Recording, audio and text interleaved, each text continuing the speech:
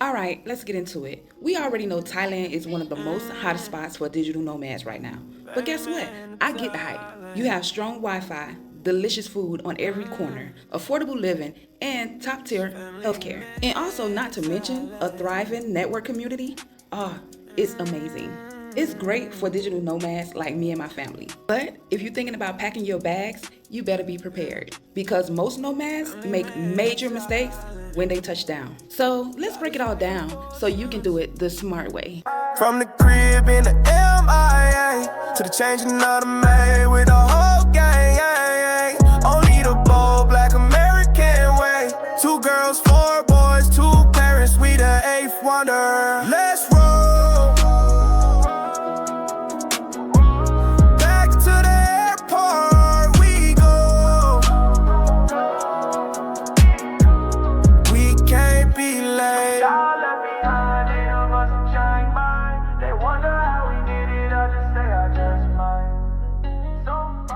Mistake number 1, not getting a real visa.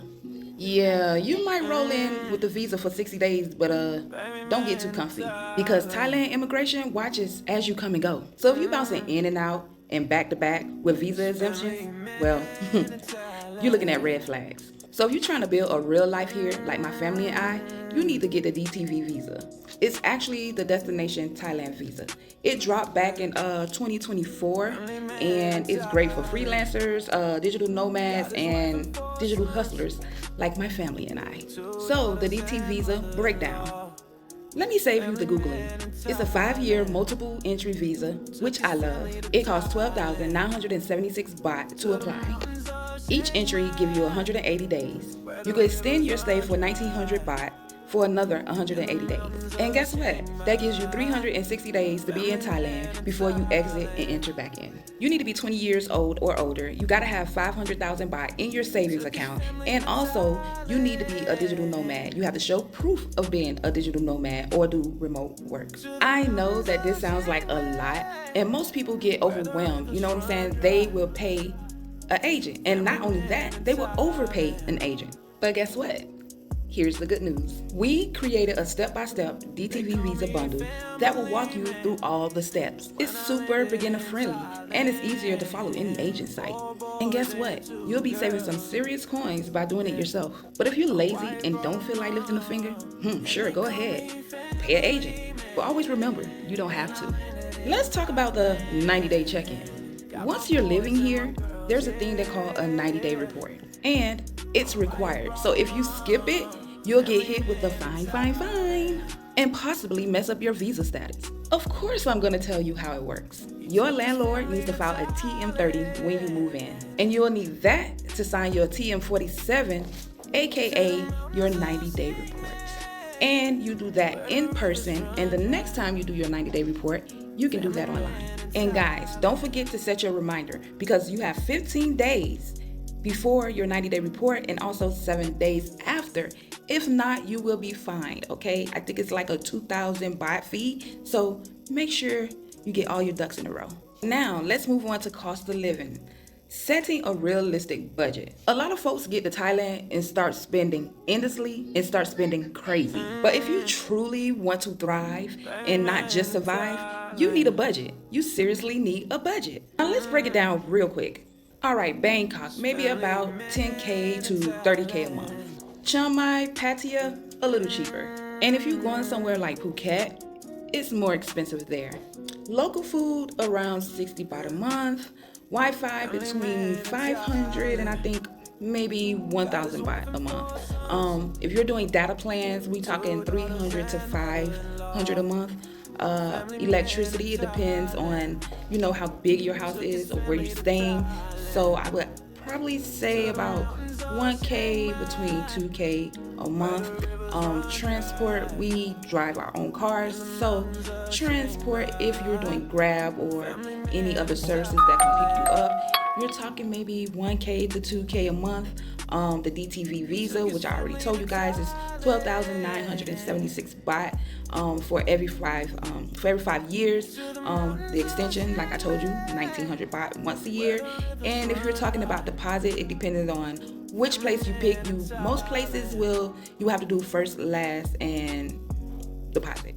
And don't forget, guys, because a lot of people that comes to Thailand always forget this. You must have that 500,000 baht in your savings account to maintain your visa.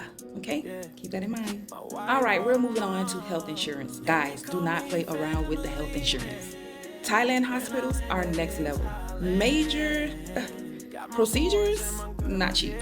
My family and I, we use Safety Wing. It is great for digital nomads and great for families. And if you're bouncing around, they're national. Why I keep saying national? Why am I keep saying national? Nomad Essential Plan has you covered. National. Where I get the national from? And if you're living here long term like us, Nomad Complete is the way to go. It covers surgery, illness, mental health, and also it even covers maternity. It's flexible, it's affordable, and it works in over 175 countries. But guess what? There's more. You can always cancel at any time. Now, let's move on to banking and opening an account. Even though the DT visa is a long-term visa, but guess what? Banks here in Thailand still consider it as a tourist visa. So that means opening a bank account in Thailand can be a hit or a run. But no worries, just use your own country's bank card. But keep in mind, when you're going to the ATM, oh yes, you will be hit with the 220 baht fee. So make sure you pull out bigger amounts less often. So the best cards to use is Chase, Wise, PayPal, works pretty good here, Citibank. So we use Wise, we use Chase as well, and we also use PayPal. In some places, you might can use your cash out.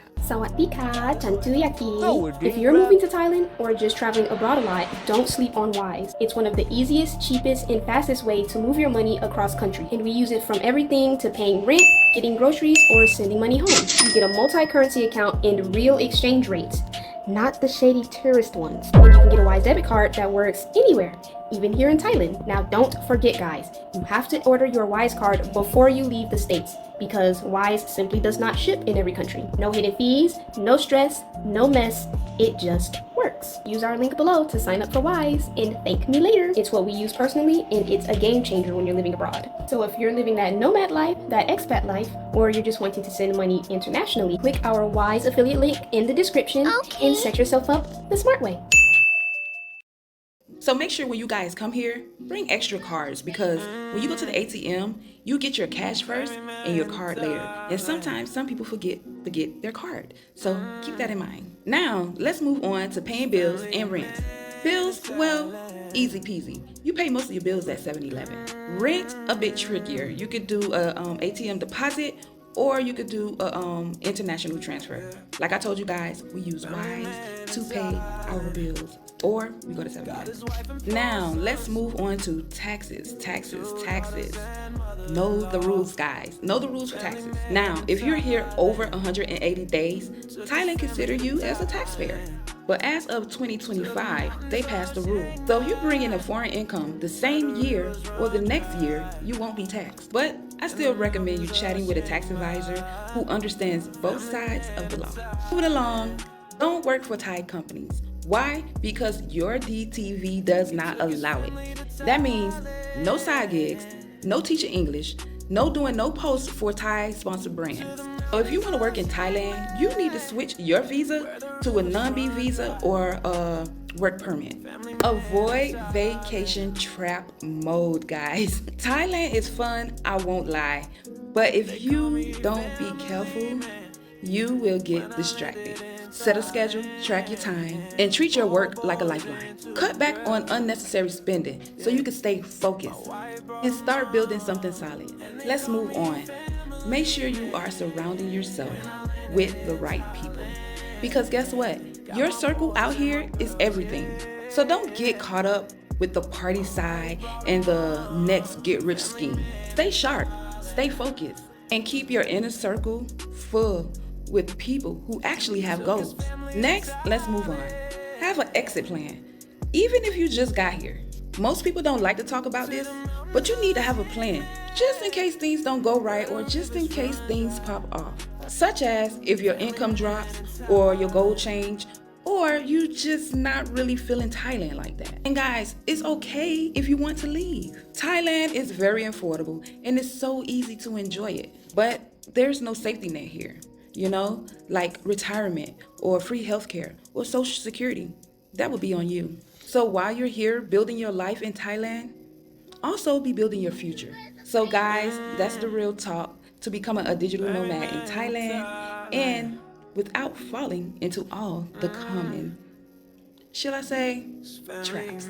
So we want to do it the right way without wasting any time. Make sure you guys go pick up our DTV Visa bundle.